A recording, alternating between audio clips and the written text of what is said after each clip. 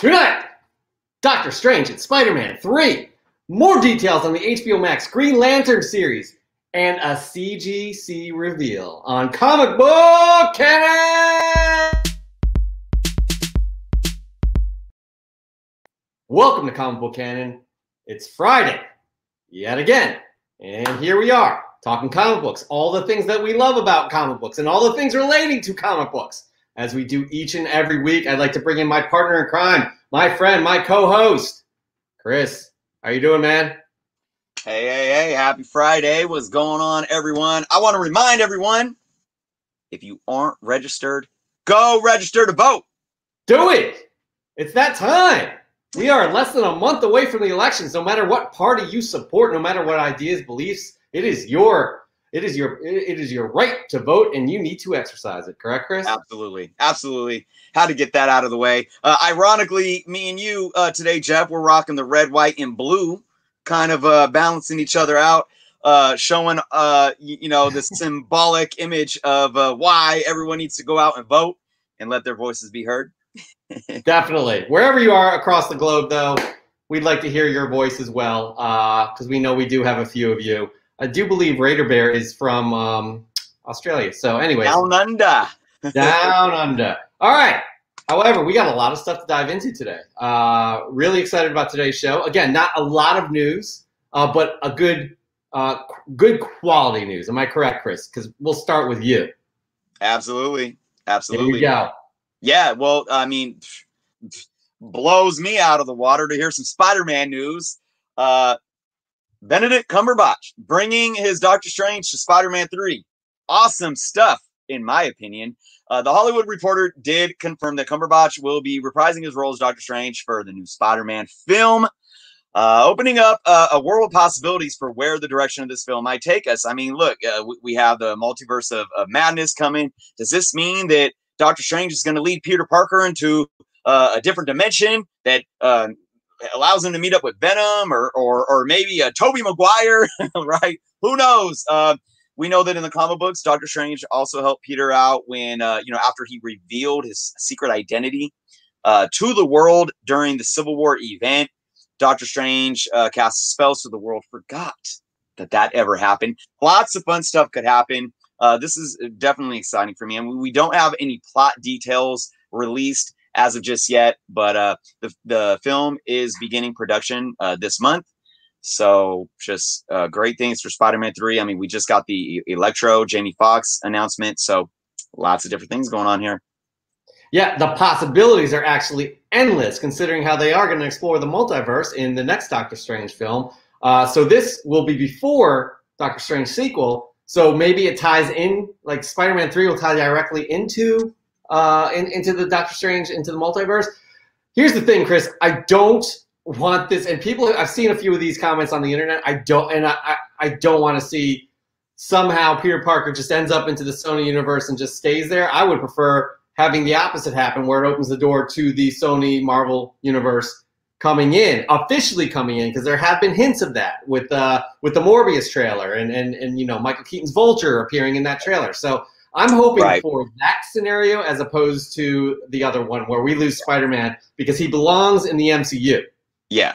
Well, I don't think there's any question about him staying. I think if there was a scenario where the Sony Venomverse, so to say, or the Sonyverse is a different multiverse than the MCU, there's no staying.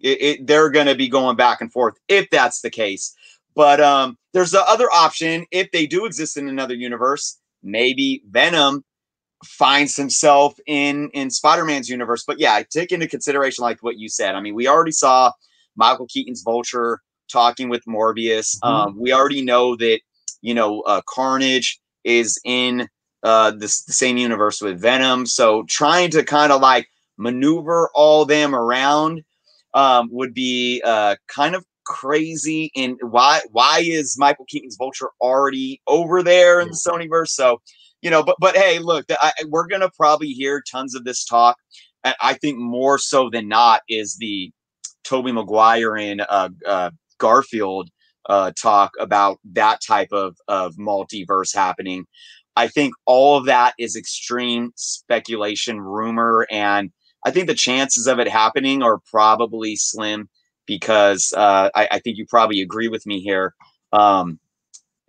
Kevin Feige knows what he's doing, and he's not going to blow it on some crazy multiverse scheme that is just so far-fetched. That's a risk there, and extreme is the right word because that would be an extreme idea. However, Sam Raimi is directing the Doctor Strange sequel, so there is that tie to Tobey and Spider-Man and things like that. But we don't want to get too far down the road. This is just exciting news to have, again, having the MCU mesh with each other and having these characters live with each other, because that's the real world, right? But it's also the way that the Marvel, the Marvel comics work, and they all live in this universe, and that's why we love that. We love that rich history, and we love seeing it. Speaking of rich history, the first time that Spider-Man and Doctor Strange met in the comic books was actually Spider-Man Annual 2, the Amazing Spider-Man Annual 2.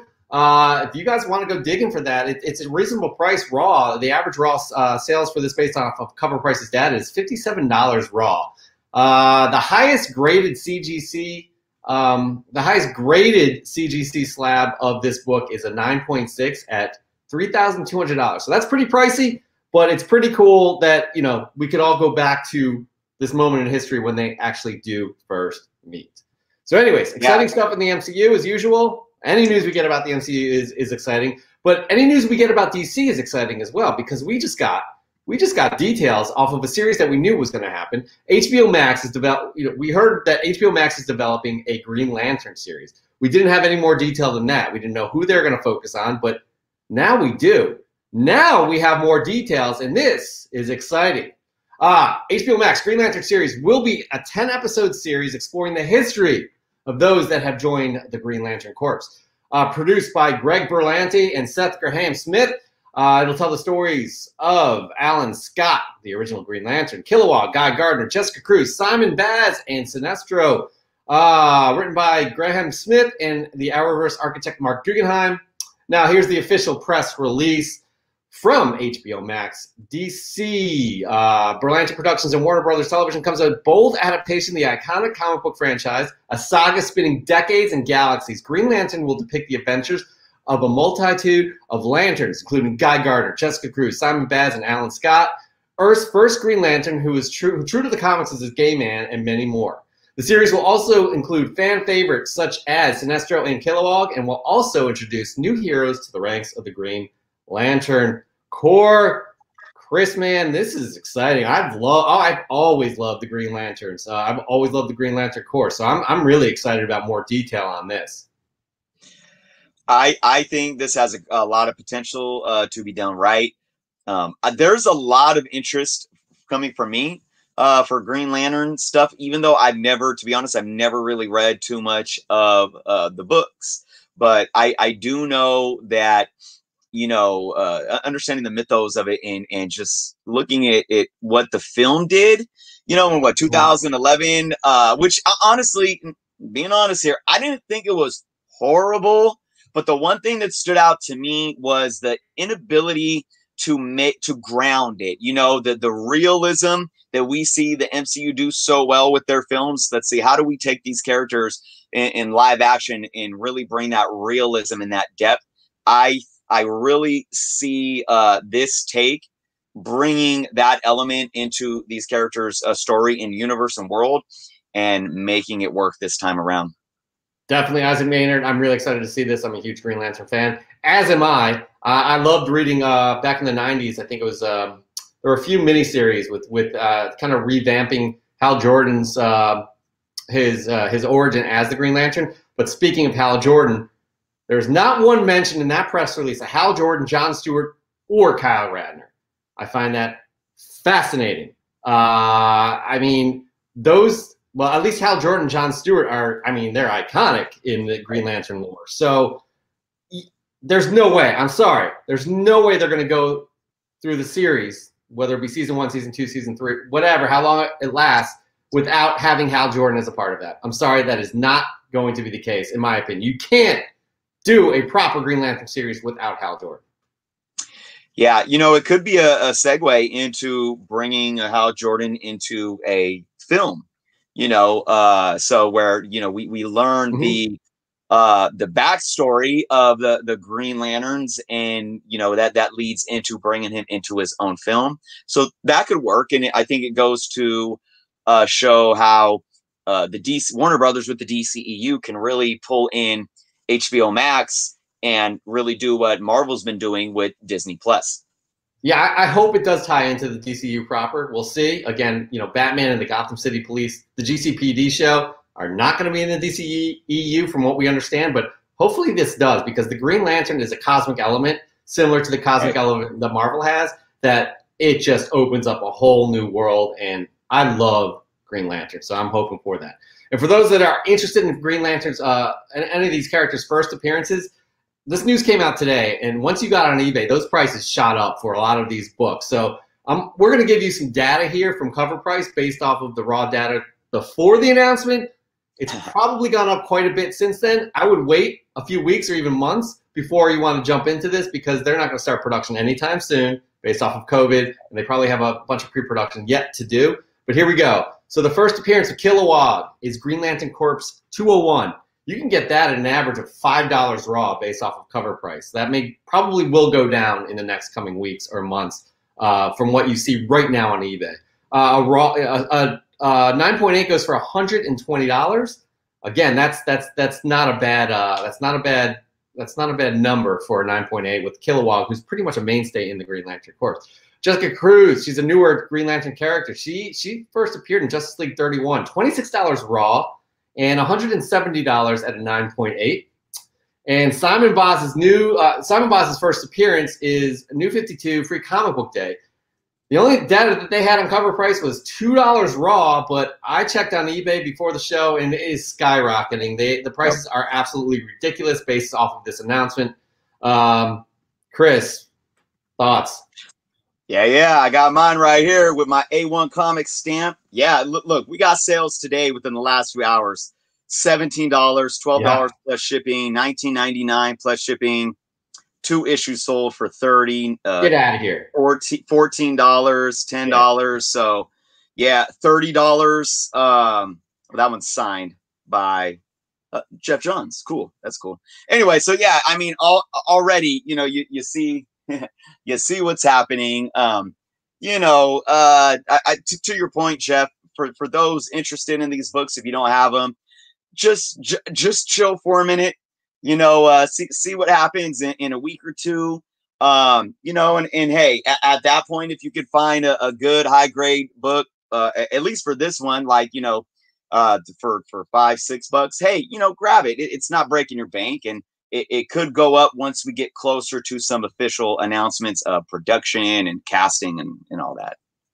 Definitely. Isaac, I see your question in the comments here about who my favorite Green Lantern is. I'll get to that back in the Q&A. Stick around for that. I really, really love talking Green Lantern. I'm not a huge DC fan, but there are certain characters that really stick with me. So again, I'm really excited about this series. This is great news. But Chris, you have some not so great news about the DCEU in general. What are you going to tell us here? Yeah. It looks like Warner Brothers is following suit of Marvel Studios and Disney with back pushing their films. So the DC titles are being delayed besides the Suicide Squad.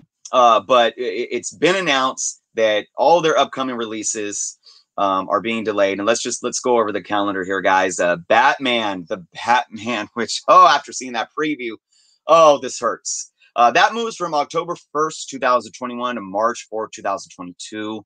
The Flash, which we got some Easter eggs for. We're going to see Michael Keaton in that film. That moves from June 3rd, 2022 to November 4th, 2022. Just a few extra months there. Shazam 2 moves from November 4th, 22 to June 2nd, 2023. So that's a big pushback right there. Suicide Squad is still set for its August 6th, 2021 release, at least at this point. And we don't have a Black Adam official release. I'm going to assume at this point we're probably going to see that in 2023 paired with the Shazam 2 film release. Wonder Woman right now, another pushback to June 2021. There were some rumors, though. I don't know if you guys were hearing it, that it was going to go straight to video on demand, but That's not going to happen. Director Patty Jenkins already debunked those claims, so we're looking at a summer release, 2021. So, that's tough. When we got the news just last week about Black Widow and was it Falcon and Winter Soldier getting pushed back a year from their initial release dates? Now Wonder Woman getting pushed back more than a year past its initial release date, and it's heartbreaking. It really is. This is the sixth release date Wonder Woman 1984 has had. Yeah. Like it is heartbreaking, and you and I were talking before the show. For me, I felt like it was a hole, and this was really a setback because you pointed out many times in the past few weeks that we're going to have a slew of content coming out once we get over this COVID hump, right? But this kind of felt like there was going to be a hole poked into that idea because you see 2022 and even 2023, Shazam 2 and Black Adam, probably not for another potentially 3 years, which is crazy. Right. But what you just said, the fact that Wonder Woman will probably come out hopefully in June of next year if this all gets settled, and Suicide Squad is still planning to come out. So that's 2 DCEU films. Right. We'll be on track with another 2 in 2022 and then another 2 in 2023. So we can only hope if things just stay as they are and things get better, we'll be able to see that. But, luckily we do have a lot of Marvel stuff that is still in production, and those things are going to come out once we're able, because they're completed. Well, Falcon and Winter Soldier are not, but they are completed. So hopefully we will get to see those things sooner rather than later. I think the next thing we have on the next 2 things we have before the end of the years are Mandalorian and WandaVision. So let's be thankful for that. Yeah, hey, I hear you. Let's be thankful for anything right now because, it could be worse. So, I think it just speaks to how we've been talking about for months now, the itch for DC, the itch to get some real good DC stuff. And this, as a Marvel fan, the Marvel news hurts worse for me personally. But I think this is like icing on a cake because I don't discriminate. I want all of my superhero comic book movies, and now Marvel and DC is getting pushed back. But hey, look, here's the good thing. Like Jeff, you were saying, if we get these 2 movies every year, starting, hopefully a little less than a year from now with Wonder Woman, and they deliver, we are going to we're gonna be fulfilled. It's gonna all be worth it. Hopefully, the wait will be worth it. Isaac, can't agree with you more. Can't wait any longer. Need some DC goodness.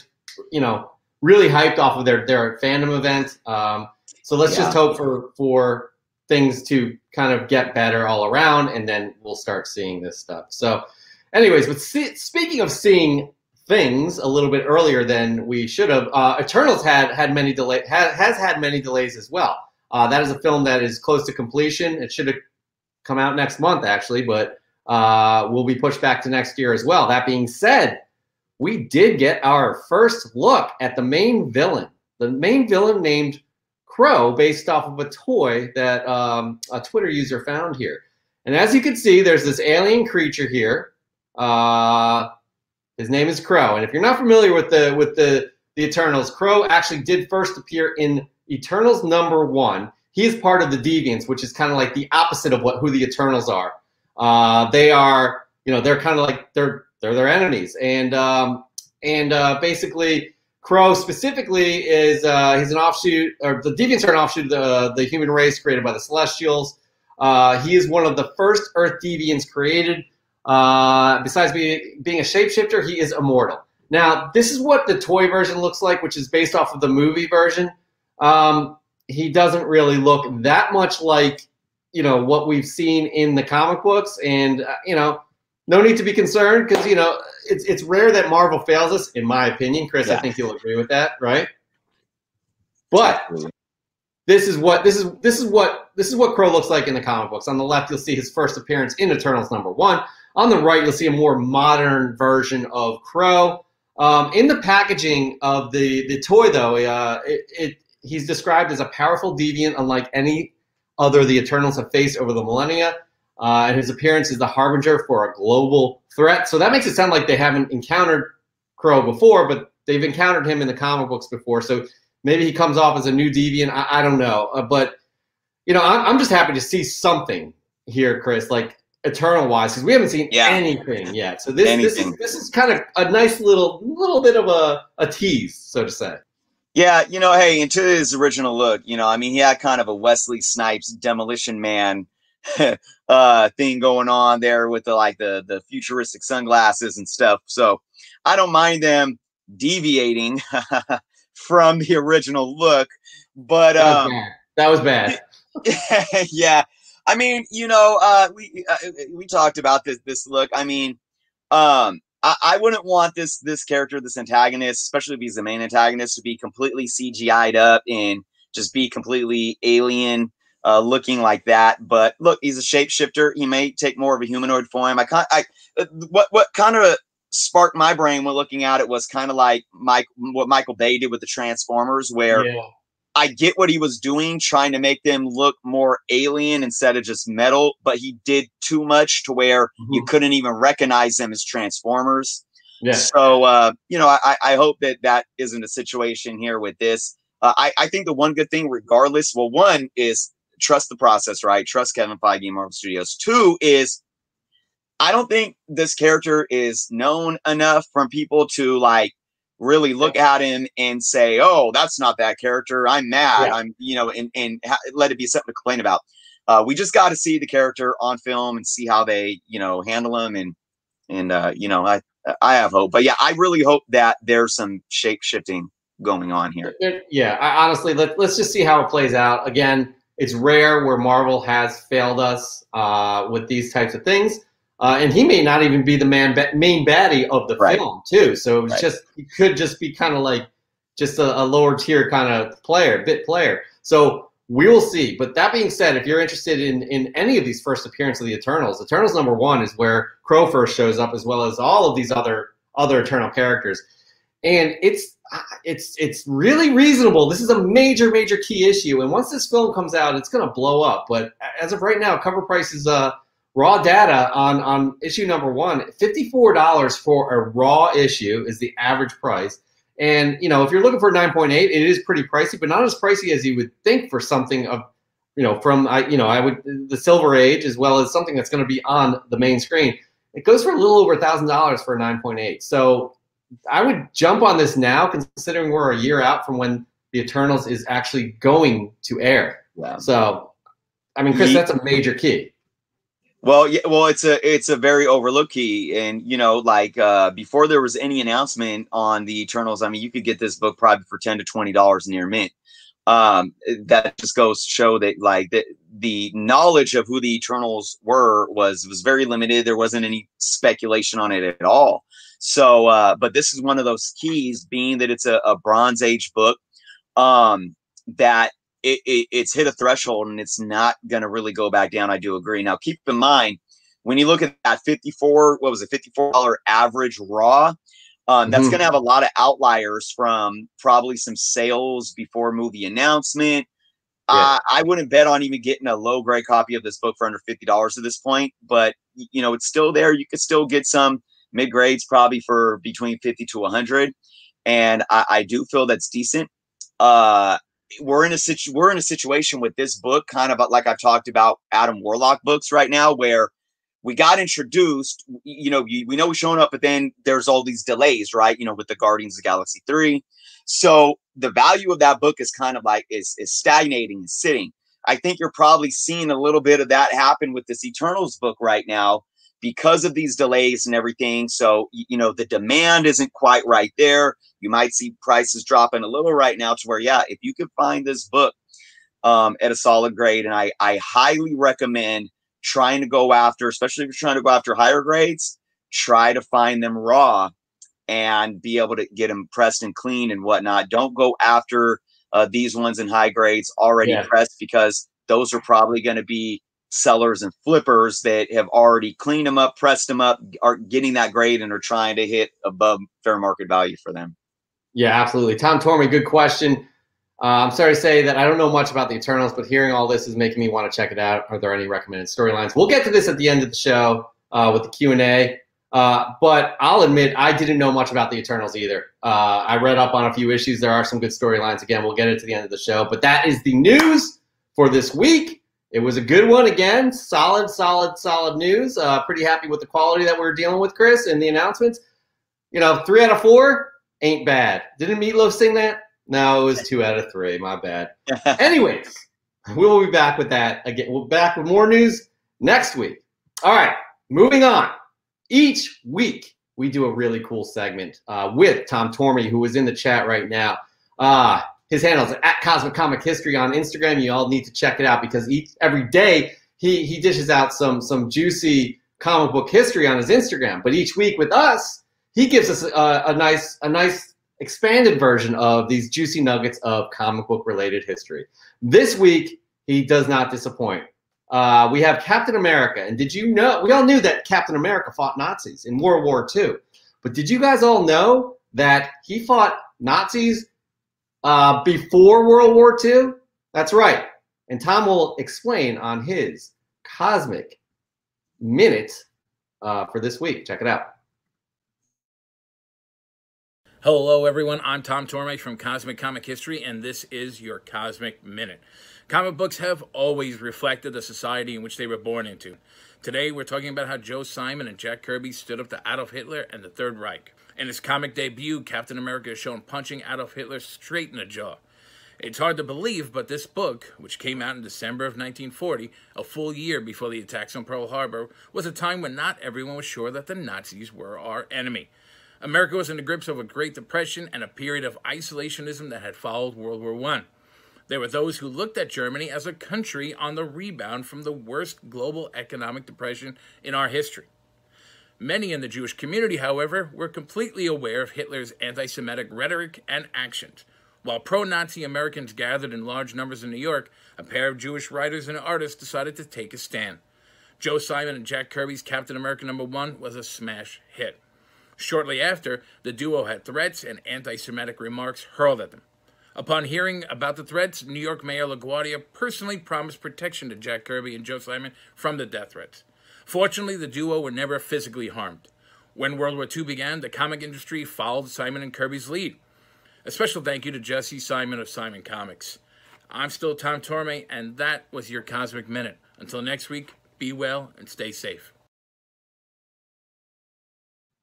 Captain America was fighting Nazis before America jumped into World War II. That's just incredible to me. Chris, your thoughts? Yeah, look, these guys really kind of, again, stepped up to the plate and used comic book art, and I mean art in the total art form, as a way to say, we have a voice and we're gonna use it. I think it's really interesting for those, if you don't really, I don't know if a lot of people understand the context of pre-World War II Germany.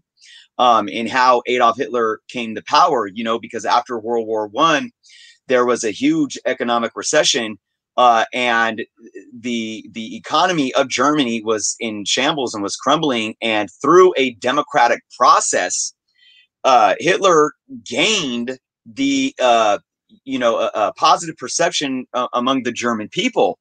And by speaking their language and creating this rhetoric of making Germany, shall I say it, making Germany this great country again of what it once was, and he rose into this to power through a democratic process. And then from there, he basically took control of the military and declared war on his his own people, part of his own people, Europe, and eventually the world. And when you look at so many parallels to similar things that still exist today, how people that get into political positions and political powers can really utilize fear and prejudice and divisive rhetoric to basically, create this type of, followers mentality. So it's kind of scary, but it's really interesting to look at all those things. So to look at what these young Jewish kids, I call them kids because I don't know their specific age. I'm assuming they were probably in their young 20s at this time. Were saying like, look, we see what's happening and we're kind of foreshadowing, what can happen. And we need to get involved and say, we're not going to accept this. While you saw even a large portion of the American population seeing what was going on over there, saying, hey, look, this guy, he's really doing something for the economy. He's really speaking our language, but didn't really understand the root of the evil that was going on. So they try to bring it to our attention, before it was realized. Yep. Before we get too further into this conversation, Tom Tormey, he worked with Jesse Simon, Joe Simon's grandson, did not know that they were related. His link is below. His YouTube link is below. Check him out as well. Yeah, so he helped out with this segment too. But yeah, it goes without. I mean, it's really impressive that again, Simon and Kirby took a risk because there were Nazi sympathizers before the war started within America, as you saw in Tom's segment. So they took a risk to speak out against the hatred that the Nazis were bringing to the world, and at the risk of their own well-being. So it really is kind of courageous and risky what they did, but they brought out a character that symbolizes hope for us, because we see a lot of hatred, a lot of people sympathizing with a lot of hate groups these days, and we need that hope now more than ever. And I'm not getting too deep into politics and stuff like that, but that's where we are. Tom is dishing some amazing history knowledge again in the chat here. Comics. Let's just bring it up. Comics were a great weapon against Nazism. FDR was well aware of this. The U.S. federal government spent a lot of money sponsoring comic publishers to put pro-America imagery on the covers. The American Nazis held a massive rally in Madison Square Garden, New York City, around the same time Captain America was published. So this is just fascinating. But it's good to see Captain America became the smash success, and he is a symbol of hope everywhere. Absolutely. So that is our Cosmic Minute this week. Please follow Tom Tormey on Instagram at Cosmic Comic History. You will not be disappointed every day. Every morning he brings out some comic book history goodness. You will not be disappointed. I've said that too many times. So anyways, that's what we got for this week. Next week he's going to have another great segment. But moving on, this is Kid Collector's favorite segment that we do each week. The top 10 hottest comic books of the week based off of Cover Price's data. Each week, Cover Price releases their top 10 issues, their top 10 hottest issues based off of sales data on Monday. Our shows are on Friday. We like to dissect it. And Chris here picks out the top 3 most interesting books he sees on this list. Before we get into Chris's interesting books, we're going to read off the full list here. So here we go. At number 10, we have The Department of Truth, number 1, the 1 in 100 variant. I do believe this is Something is Killing the Children cover swipe.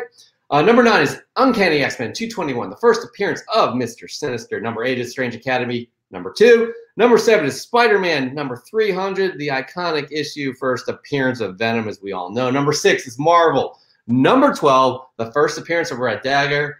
Number 5 is Marvel Team Up 95, the first appearance of Mockingbird. Number 4 is Amazing Fantasy number 1. Number 3 is Black number 1 from Black Mask Publishing. Number 2 is Shang-Chi number 1, the Duke Ruin variant. And number 1 is Avengers Earth's Mightiest Heroes number 36. Chris, we got an interesting list this week, right? Yes. Oh, look at you with your X-Men. I need to talk about some X-Men. Yeah, that's looking minty fresh right there. Yeah, it's got a couple of spine ticks, but other than that, I mean, I've never pressed it up. I'd say it's probably around a 9.2. But guys, this is my number 3, by the way, guys. Uncanny X-Men number 221, first appearance of Mr. Sinister. What an underrated book. That I feel has just been under the radar for obviously decades right now.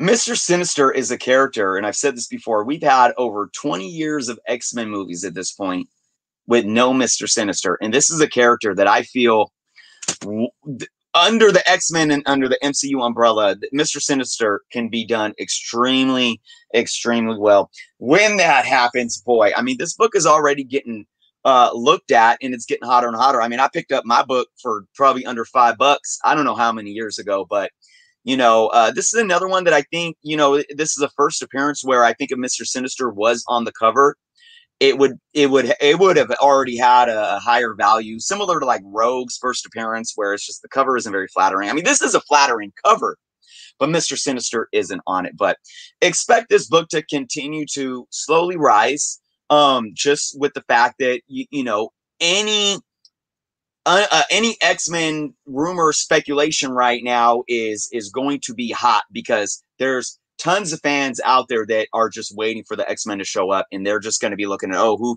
what villain shows up when, and what superhero shows up when. This book right now in a CGC 9.8, highest sold for $335. You get a average high raw for about $60. So, you know, again, I think this is a time where we don't have any real true speculative announcement regarding the MCU or anything like that. So if this is a book that you can find for, you know, a value that works for you or a price that works for you, I would definitely pick it up right now. It's a book that I don't think will ever jump up to, say, like a UF4 type of booming increase, but it definitely has potential regardless of movie hype or not. Slow, long-term investment. If we see him in a movie, we will see another threshold bump to where this book can get really hot. And let's think about these movies, these characters that are going to be coming around in the MCU. Most likely, they're going to want to take a fresh approach. And by taking a fresh approach, you're going to bring characters that haven't been on the screen just yet. I still think you need to bring some of the familiar characters, Xavier, Wolverine, etc. But this is a perfect example of a character that you want to keep your eye on in terms of movie spec or anything like that. So X-Men 221. All right, Chris, which is the next book that you find most interesting on this topic? What can I say, man? This is just one of my favorite books of all time. I was lucky enough to finally get into my collection some few years back, and that's Amazing Spider-Man number 300. First full appearance of Venom, just the one of my favorite covers of all time. The Todd Father. Look, this book is on this list, and it just makes me so happy. I mean, this book is a hot book, regardless. It's just been crazy right now, I think, because you have everything that's going on with Venom currently, with Donny Cates and Noel and whatnot, but you also have a very successful film franchise going on right now. We know that Venom's going to meet up with Carnage real soon here, and we know that Tom Holland's Spider-Man's going to meet up with Tom Hardy's Venom. There is so much to speculate on for this book right now. And the reason why I love this book is because when you talk about blue chip books, this is a blue chip book to me. It's considered, you know, more of a modern book. I put it in the Copper Age because it came out in '88. That to me, by definition, is Copper Age. This is a book that you could take away anything that's going on with Donny Cates in a Venom run right now, and no, like pretend that wasn't happening. You could take away Tom Hardy and Sony's Venom movies and just pretend those weren't happening. And this is a book that's going to continue to be an iconic book that is going to continue to increase for that long-term investment. But when you add all these other crazy things into the mix, man, I mean, it's endless. And we saw a record high of a 9.8 sell for $5,200. I just keep going back to the Matt Tuck's Go Collect blog that he did like a year or so ago, saying I forget exactly, but something along the lines of, has ASM 300 reached it's the end of its climb, you know? And it's like, absolutely not. I have a CGC 8.5, and that book has more than doubled, I believe, or about doubled since I purchased it not that long ago, maybe 3 years ago. So this book right now, this is a book that I can't tell you guys to go out and buy right now, because it's a tough one, because it keeps increasing in value. But look, if you can understand that you're never going to pay for this book what you could pay for it a couple years ago. If you can understand that, and the benefit of paying more for it now is worth it for you, go ahead. Because like I said, although we'll see ebb and flows with this book, again, we talk about thresholds. This book is going to continue to increase over time. This is one that I think you can balance out looking for it either raw or slabbed.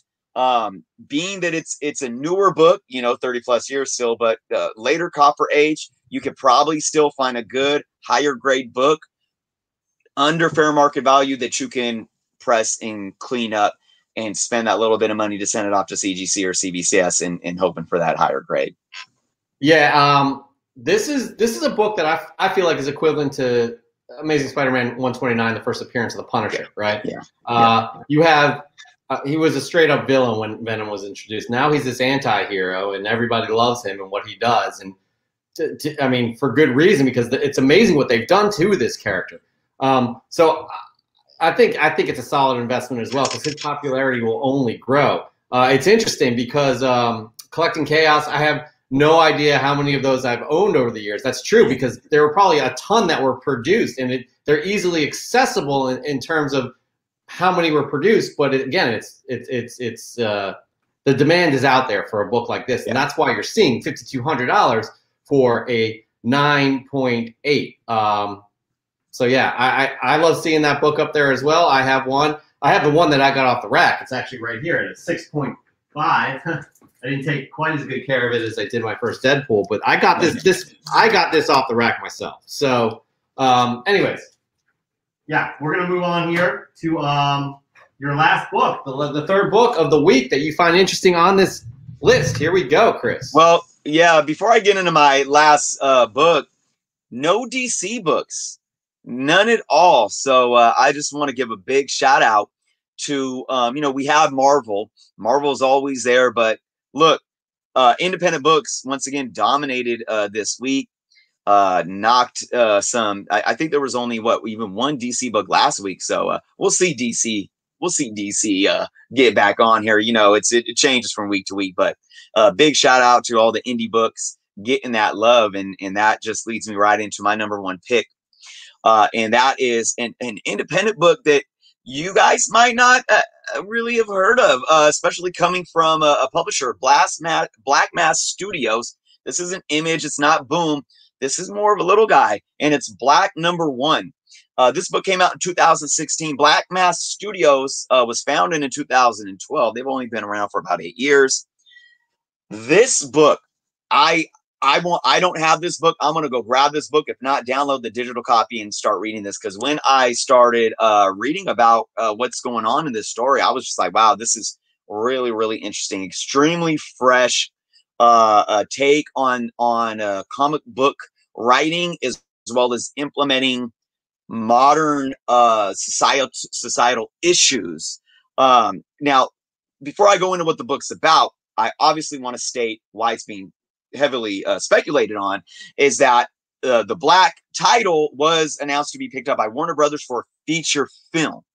All right. Now, the story itself follows a character named Kareem Jenkins, who was a young Black teenager who gets racially profiled and gunned down by police, only to then discover that he has superhuman powers, along with a lot of other Black people or Black characters that we start finding out that they have powers as well.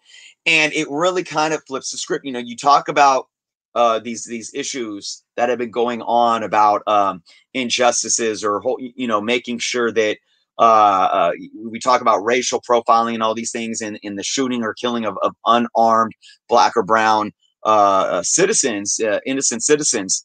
This really kind of takes a twist, and it speaks to the two things that I always talk about what comic books do.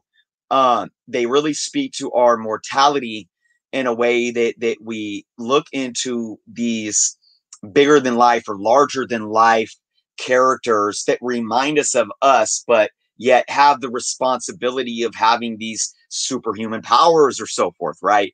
So I'm really interested in looking at what this does. Like if you take a real life situation where an innocent person gets profiled and shot, where we, in our mortality, would more likely than not die, have these superpowers. How would that change the narrative moving forward? So I can't wait to get my hands on this and start reading it. Yeah, I'm definitely interested in this as well. It's a unique spin, I feel like. You know, may get some pushback from some people that are closed-minded, but you know, a lot of people are wanting to check it out. Isaac Maynard is one of them. Kid Collector, he sounds interested in it as well. So yeah, I'm definitely interested in it too. I wouldn't mind the read, especially if they're thinking about adapting it for the big screen. But that's definitely a great pick, and it's a great top 10 list this week as well. Absolutely. All right. So that ends our top 10 hottest comic books of the week based off of Cover Prices data. We'll have a brand new list next week, and we'll be back here. Chris will be back here telling you his 3 most interesting picks from that list.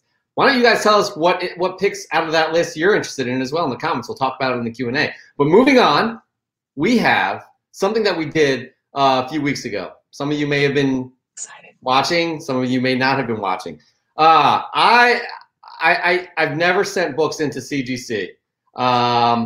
So I had my first group of books I wanted to send to CGC, and I did a pre-screen here on Comic Book Canada a few weeks ago.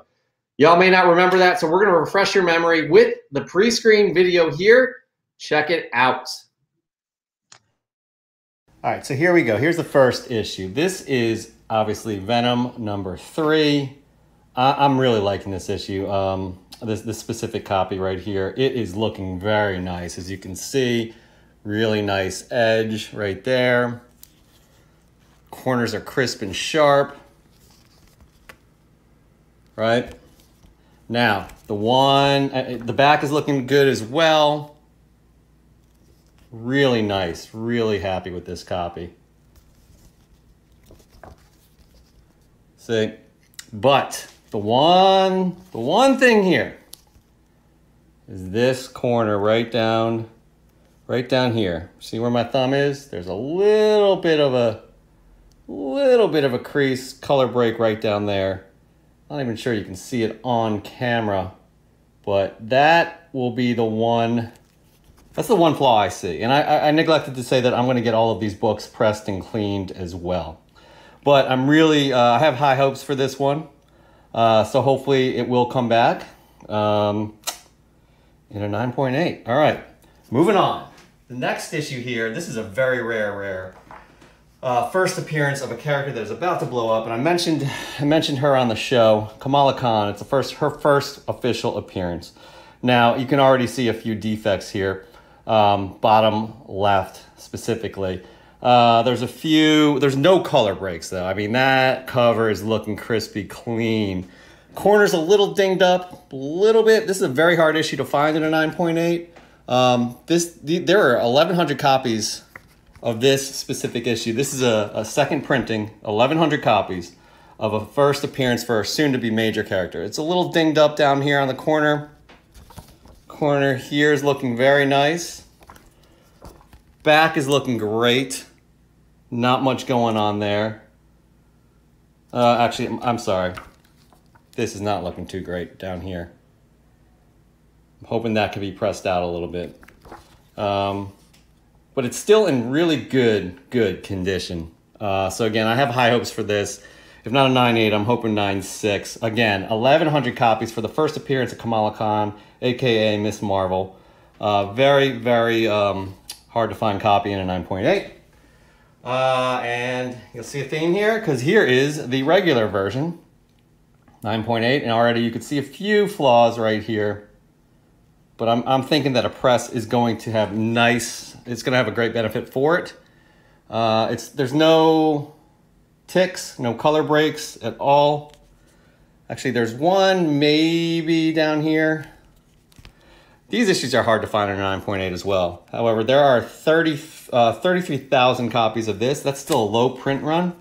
If you compare that to Miles Morales' first appearance, this is a little dinged up right here. Right there, you can see that.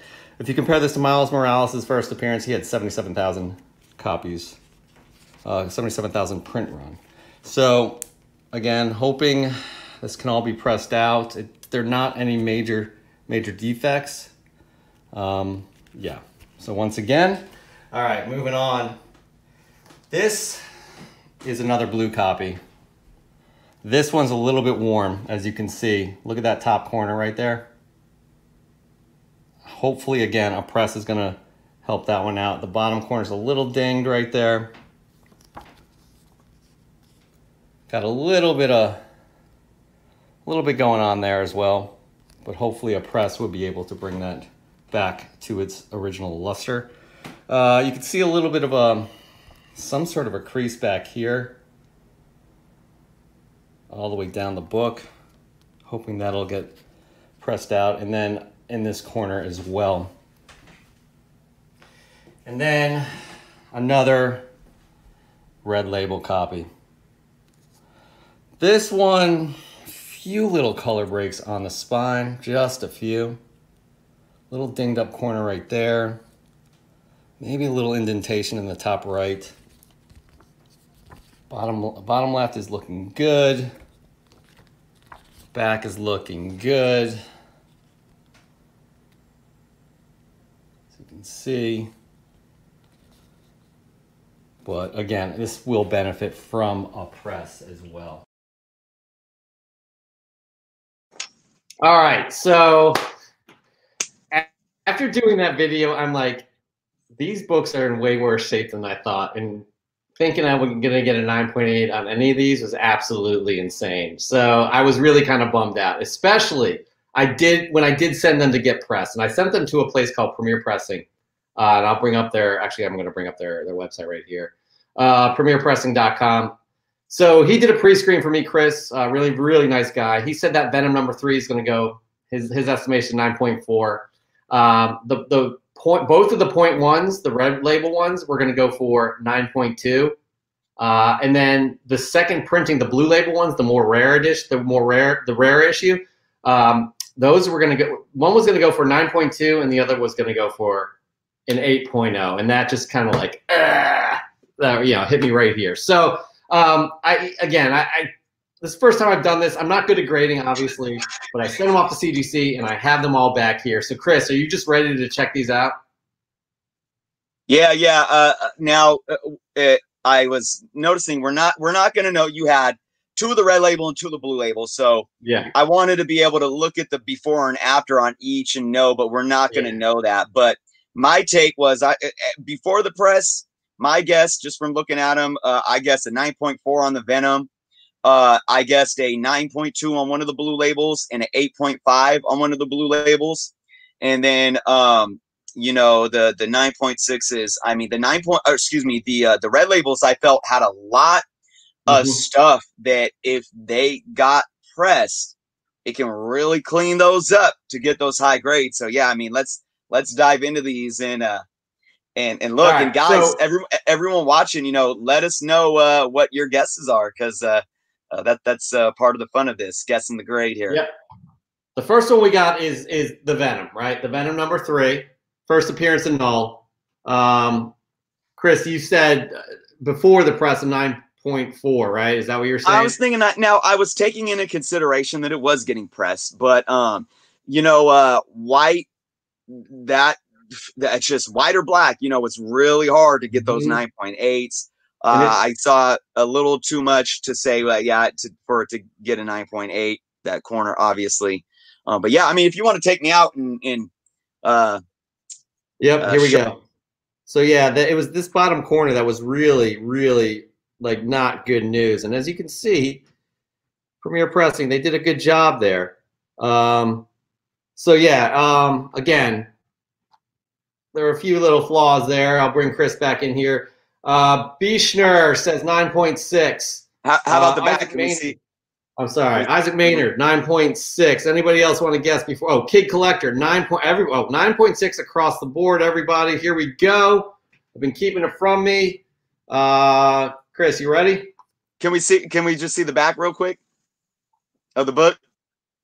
Without there we go. Okay, so we got. I'll bring it up full screen back too.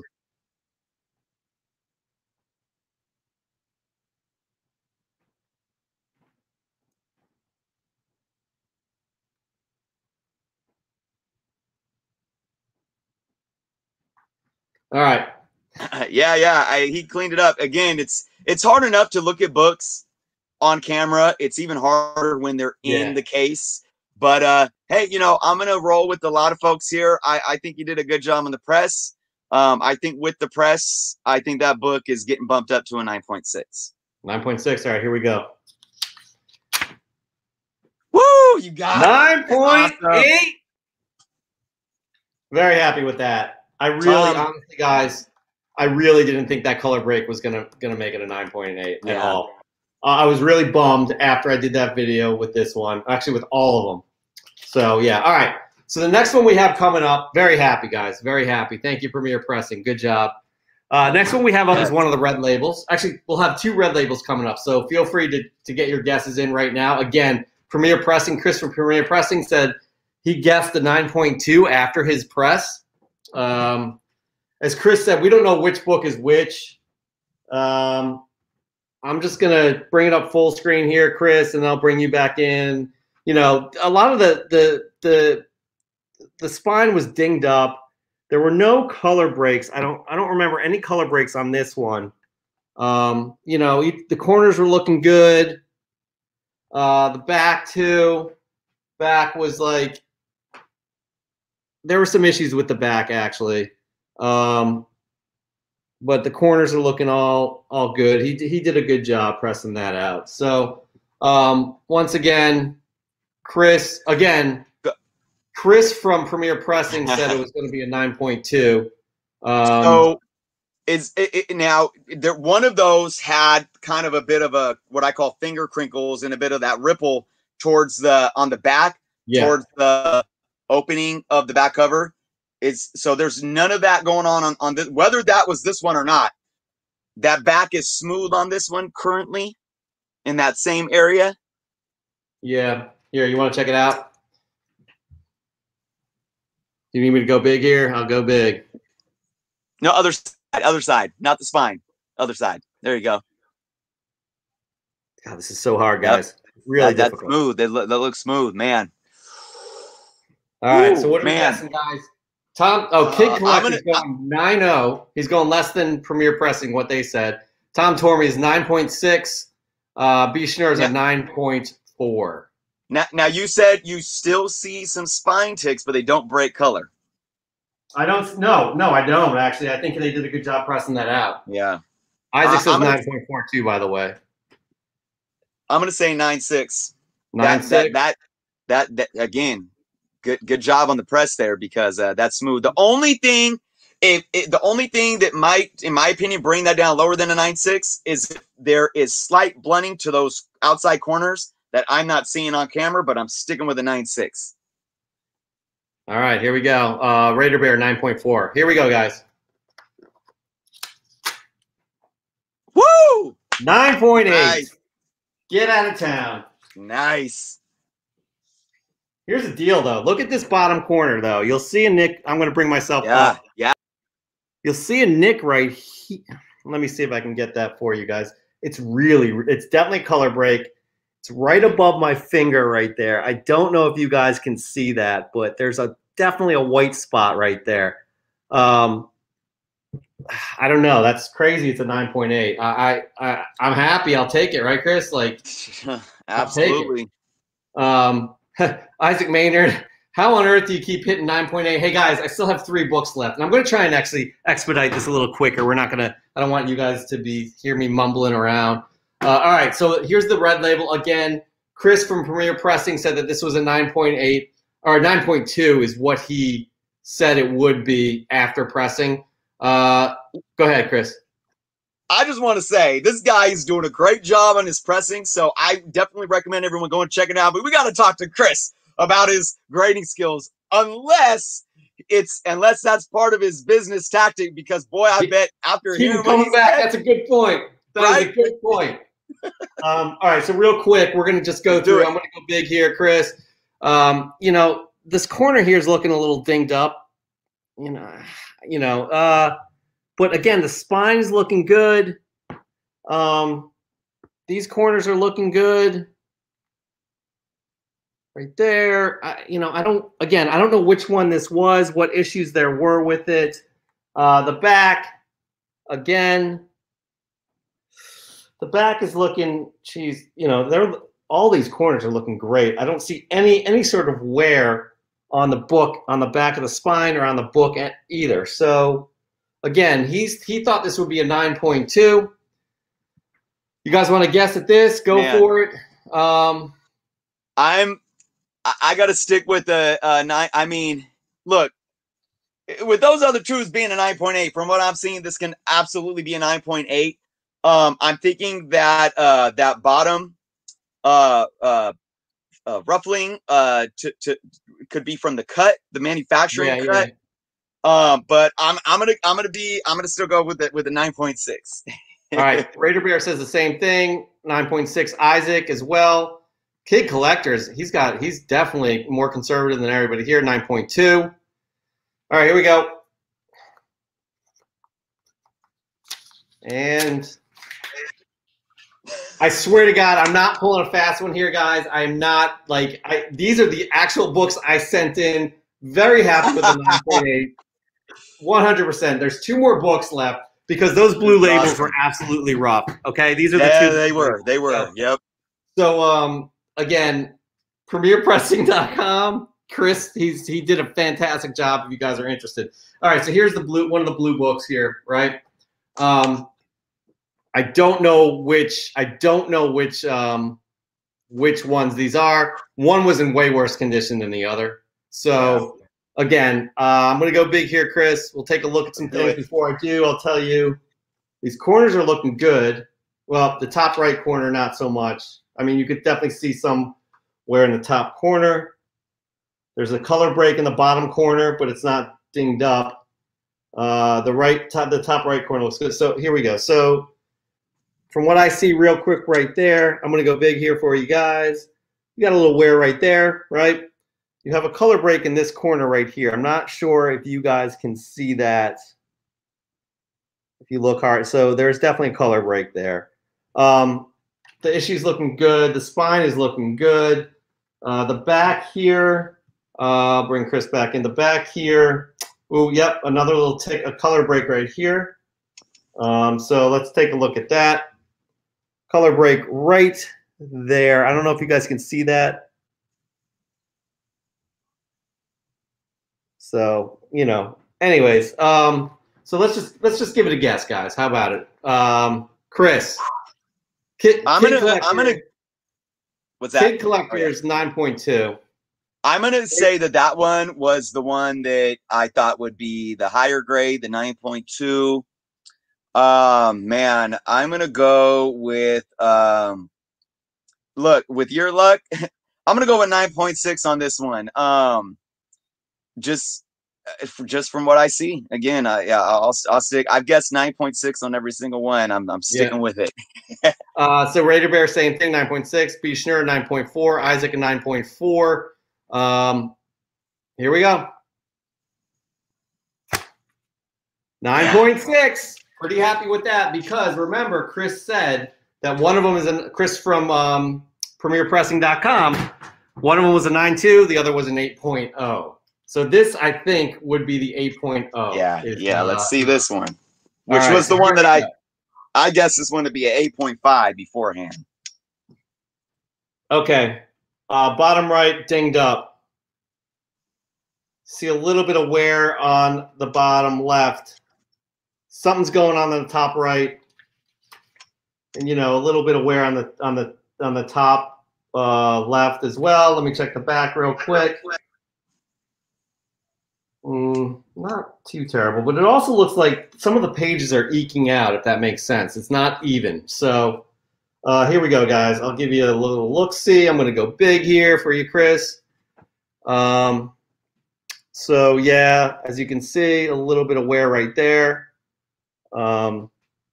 Something's going on on the very edge of the cover right there. I don't know if you guys can see that. The top here, there's like a line. You'll notice that the pages are not flush with the cover of the book, and there's some sort of line right above my finger right there. This is so hard to do, guys. God, I don't know if I want to ever do this again. And then top right, got a little dinged up right there. Okay, and then on the back here, again, these pages are not flush with where the cover should be. So you can see that. So here we go. Here we go. Yeah, I don't think that the page issue being flush is going to be an issue. That's obviously manufacturing. That's really tough to kind of gauge there in the casing. But man, again, just from what I'm seeing, this Chris did a great job pressing these books. I think the key takeaway from this book is the fact that those corners are not pristinely sharp. Yeah. I think that's going to be where we're going to get hit on this. Man, I want to say 9.2. You're gonna wait. Hold on. Let's go through everybody else's guess. Kid Collector's going 8 to an 8.5. Yep. Raider Bear is 9.0. Isaac's a 9.0. B. Schnur is 9.2. Isaac is a 9.4. Chris, what do you got? Yeah, I wouldn't be surprised if you got a 9.4, but from my experience, I can't imagine this getting any higher than a 9.2. From what I'm seeing from here. All right. So you're saying 9.2. Here we go. 9.4.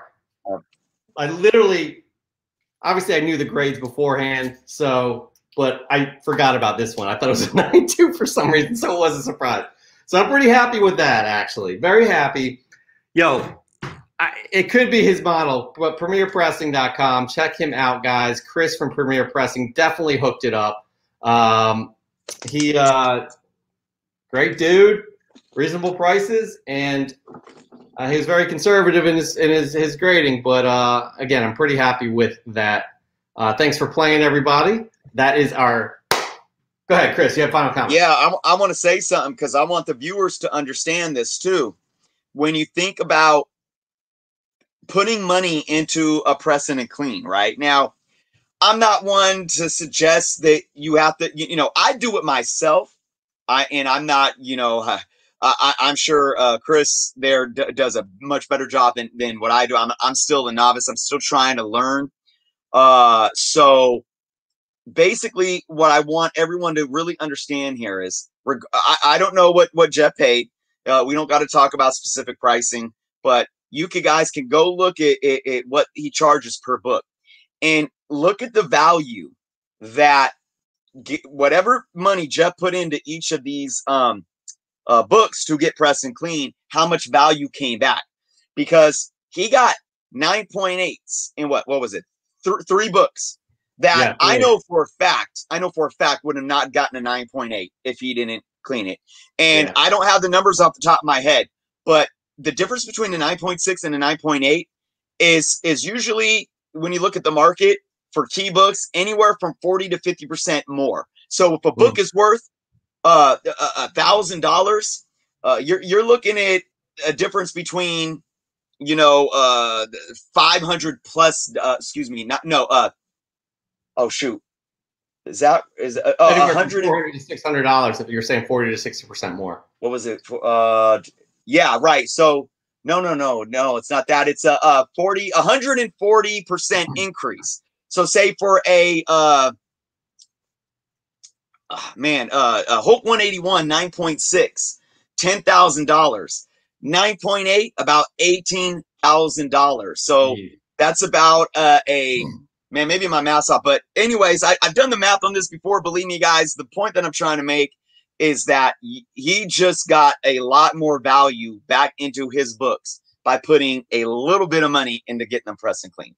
Yeah, no, I appreciate. Yeah, and they were reasonable prices. I cannot remember off the top of my head, but check out Chris from PremierPressing.com if you're interested. He hasn't paid me to say that. I just literally, this is the first time I ever sent my books off to any sort of pressing. I did research online. That's how I found him. Didn't ask anybody, but he was great, and I would highly recommend him. I'd go to him again. So, again, that's our CGC reveal. Maybe we'll have some more books to CGC in the near future. All right, moving on though is Q&A. We have a lot of questions coming in. We're going to start with Kid Collector here, Chris. We're going to put you on the spot. He literally just asked this.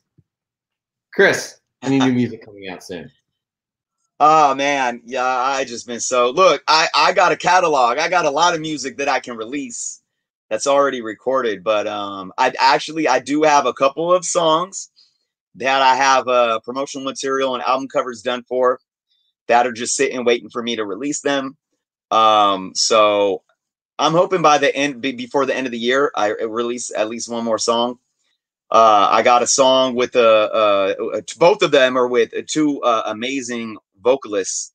One male vocalist, one female vocalist, and so I hope to release at least one of them this year. But in terms of recording anything new, probably not anytime soon, because I'm busy being journos, comics, and pop culture and comic book canon, and being here with you guys. So, yep. But when you do release them, you're going to need to let everybody know on the channel, and you will most definitely. All right, Isaac Maynard. Jeff, this goes for both of us, Chris. Who's your favorite Green Lantern Corps member? His favorite is Alan Scott, the original Green Lantern. I have to say Hal Jordan. He was the one that brought me into the whole Green Lantern, reading of Green Lantern. I enjoy everything about the ass. I used to want to be a fighter pilot. He was a pilot. I just thought he was such a cool character. So I have to say Hal Jordan, which is probably what a majority of people say. I do love John Stewart. I just love his toughness, his grit. But Hal Jordan to me is kind of like what was my first Green Lantern. Chris, how about you? Honestly, I can't sit and pick a favorite Green Lantern because I haven't read enough of the material to really even speak on it. And again, I'll say it's very interesting because the universe around the Green Lanterns is something that's always piqued my interest, but I haven't read that much. So yeah. Sorry to disappoint, guys, but I'm not gonna lie to you. Don't worry. All right, Bishner has a good question. How many defects are allowed for a 9.0 on a book? What do you got there? All right, I saw that question, and Bishner, I wanted to prepare. First off, let's answer that question by saying we don't know, because CGC doesn't state so. So on a good day, and let me tell you guys something. I've seen those same looking books come back much lower than 9.8s. Obviously, Jeff, I'm extremely happy for you. I wouldn't want you to get anything else, but when we talk about inconsistencies, I mean, look, I'm not going to sugarcoat it. I talk about that a lot. We don't know what is allowed for CGC specifically, but what I will recommend you to is Overstreet's Guide to Grading Comics and their platform here that they use. So let's go over this. Let's look at a 9.0, right, which is a 9.0 is a very fine near mint.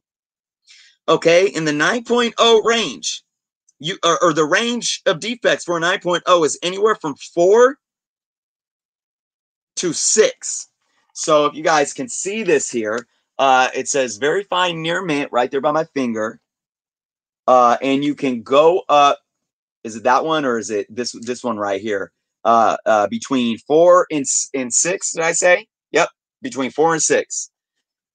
That's their estimate of defects. But then you got to take into consideration what type of defect. Like you can have a book that has a corner ripped off. Is that going to still be allowed in higher than a 9.0? Probably not, because we know that a piece of a cover or a page ripped off is a large defect. So that's probably going to take a book down to at least like a 7.0 or something like that. So, but yeah, I highly recommend for anyone that wants to get their personal knowledge of how to examine and grade your personal collection, the Overstreet Guide to Grading Comics. Yeah, I mean, again, yeah, and like a water stain could be like that's a huge knock, right? Like that you're going to drop a few points off of that as well. So it's really hard to know. But there are materials out there. I do believe there are even YouTube videos out there of people who can help you kind of learn how to grade yourself. Kid Collector, if I were to send you something, do you guys think you could open it up? I'm assuming like you mean on the show. Sure. I'm a little nervous now, but let's talk offline right there. Also, Kid Collector, thoughts on The Boys season finale? I loved it. I am on episode. I haven't watched it yet. No spoilers. I'm on episode 4 of season 2. Chris, have you finished season 1? Oh wait, season 1. No, I'm on season 2. I haven't watched the finale yet though for season 2. Oh, yeah, I'm way behind you then. Okay, good. I'm on episode 4. I just saw the episode where they rammed the boat through the whale, which is like, oh my god. So I'm pretty psyched. Hey, Kid Collector, come on, guys. Listen, Chris and I we got a lot going on, like especially with kids and stuff like that. It's kind of hard. So really want I trust me. I want to, but also I like to savor these things. You know, I'm not a binger per se, unless there's like a moment where I can actually sit down for a few hours and look, like watch some stuff. Like I enjoy savoring it, and I almost enjoy watching it. Like last night I watched one episode. I'm like, all right, that's it. I'm going to bed. But you know, because like The Mandalorian, that's what that lends to. Once a week it comes out. Yep. So, anyways, we'll catch up to you soon, Kid Collector, but no spoilers. So maybe I'll be all caught up to you guys by next week. We'll see. Isaac Maynard, are you going to pick up? And Jeff, are you going to pick up any Golden Age books anytime soon? I mean, I don't have any on my list right now of Golden Age books. It's not that I'm not into Golden Age books, but I tend like if my cutoff line is Silver Age, pretty much for what I am interested in. But I'm definitely not opposed to, you know, owning some Golden Age books at all. So, Chris, you have some Golden Age, right? That Porky Pig one, that's absolutely Golden Age. Yeah. Isaac's been on me about a Golden Age and doing some Golden Age videos. But tell him, man, it's like I don't have the bank for it right now. But I think to your point too, even if you look at like a common Golden Age book. Even like a later Golden Age, maybe like early 50s or something. You know, even those are going to have a price tag, and I would rather take that money and spend it on maybe like a Bronze Age key or some Bronze Age run fillers or something like that. So I absolutely want to add more Bronze Age books to my collection, but it is just 100% not a priority right now whatsoever. Yeah, I'm enjoying actually like recent issues as well. Speaking of, like, this is my pick of the week. Firepower issue number 4. This whole series has been outstanding. You know, we know what we get with Robert Kirkman. I'm definitely familiar with Chris Samney. He did a run on Daredevil. I love his artwork, guys. This series, it's fantastic, and each issue for me it delivers, and it's one of those that I look forward to each week. So I'm definitely keeping up with like the modern books right now. They're not high on my list. I'll be honest, like I would love to get like the first appearance of Galactus and those kinds of things. So I'm looking towards that as well. But speaking of bronze/silver, Tom Tormey, we're going to get back to that question. He wasn't familiar with the Eternals, but he wants to check it out. I read like on Marvel Unlimited. I've been reading a few of those early Kirby issues as well. But another run I read was in 2008. There was a John Romita, Neil Gaiman Eternals series. Check that out too, because I think that's going to be closely tied into the movie. So I would absolutely check out the 2007 or it's 2008 Eternal series with John Romita Jr. and Neil Gaiman. It's really good. So absolutely. Yeah. There's also some early Kirby work in some of the early What Ifs that talks about the creation of the deviants and stuff. Mm-hmm. So you can kind of get an idea of that backstory. Then I haven't read any of the real newer stuff like you suggested, Jeff. But yeah, some of those are really cool because it really gives you, like I said, that backstory in terms of what was going on in their creation. Yep. No, it's almost like it's like for collectors like us, we want to read up on before any like a television series or film comes out. So I would check out the very early issues, the Kirby run, as well as the Gaiman Romita Jr. one. Isaac Maynard is currently right now he's collecting the entire Wiz Comics run. He's clicking through those issues. Kid Collector, Firepower is great. Yep, I love it. Raider Bear, Firepower is fire. Fantastic series. Yep, I'm glad you guys read that too. We can start talking about it. I don't know if you guys have read. Let us know if you guys have read this this latest issue. Kid Collector here. Chris and Jeff, when is the merch coming? I need to get some comic book canon merch. This is the second time he's asked this. Like I don't know. I feel like our logo. I feel like our logo isn't good enough yet. Like we're gonna get better. Ideally, at some point, we'll get better graphics and a better logo. I don't know, Chris. What do you think? Do you think we should release merch with this logo? Yeah, you know, we'll get there, guys. We wanna give you the proper you know, merchandise that's gonna make it worth it for you guys. You know, you got to understand part of branding and whatnot. And like Jeff said, we're getting there. You know, it's all a process, but it really takes all you guys, you know, coming here week to week and continuing to support us and continuing to, you know, share and spread the word across social media. And, you know, the more support we get that way, the more that we can, you know, deliver these things for you guys. So. Yeah. We appreciate you guys watching with us. We appreciate spending our Fridays with you guys. Isaac Maynard, have you read issue 7 of Donny Cates' Thor? Yes, I have, and I read I believe issue 8 came out last week. I loved it. I don't want any spoilers here, but I loved it. I loved what they're doing with Mjolnir. I love. I don't want any too many spoilers, but yes, I'm loving this. I get all my new stuff late because I get it either through the subscription mail order or through my previews order. So anything that comes out, say in the month of September, it gets processed at the end of the month, which takes like a week, and then it has to ship out. So I'm always behind a couple issues on all my new runs that I'm reading. So the last Thor book I read was 6. The last Venom book I read was 27, maybe 26 or 27. So yeah, it sucks for me because I gotta like make sure I'm not, you know, if I'm scrolling Facebook in some comic book forums or whatnot, I'm like plugging my ears and closing my eyes. Yeah, it's tough.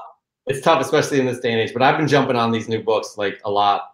I've been thinking about going back to a subscription service like you currently are on, but I don't know. There's so much good stuff, especially with Donny Cates and like Firepower. I just want to consume as soon as it comes out. Those kinds of things. So. Yeah, Raider Bear, he's going to pick up issue number 4 tomorrow. Let us know what you think. I absolutely loved it because Kid Collector's right. It kind of ends on a cliffhanger. Super psyched, super psyched about that series. Anyways, that's all we got for the show tonight, guys. Thank you again so much for spending your Friday with us. We will be back here next week. We have our All In. We're going to have a very special guest where they tell us they're all in on their silver, their bronze, and their modern. So we'll announce that guest shortly, hopefully. But again, thank you so much for joining. Chris, any last words for this evening? Vote. Absolutely, That's 100%. Yeah, that's all I got to say, guys. I know it's not necessarily comic related, but that's my message for the week. One word. All right, guys. Vote. I'm on board with that. Exercise your right.